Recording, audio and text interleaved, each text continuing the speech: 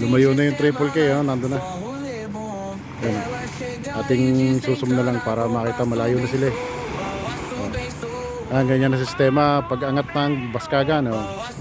Sinasampahan doon sa may doon sa kahoy na mahabang yon para umangat yung unahan na Baskagan.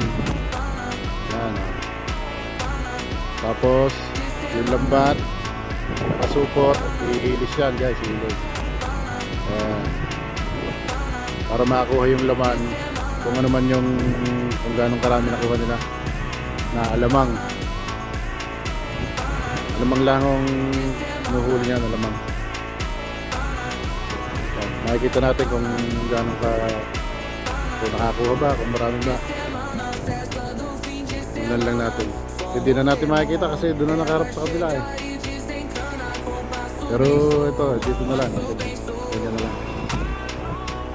Zoom ko lang ng bagya kasi lumalabo pagka masyadong malabo.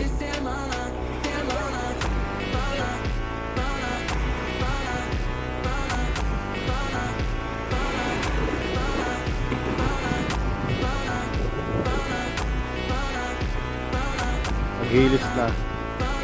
Maghilis. Hindi ko makita kung nasa baba pa pala yung yung supot, nasa baba pa. Nasa baba pa yung supot. Napatagilid tuloy yung kuha ko sa camera. Mahala kung meron. May pinapagpag naman sa lambat. Siguro meron naman. Hindi nga lang siguro marami kasi medyo na yung dire-diretso yung hila ng supot. Ibig sabihin konti lang nakuha nila diyang alamang. Okay, suro pa para makarami kayo guys. Tsaga-tsaga lang habang kalmada.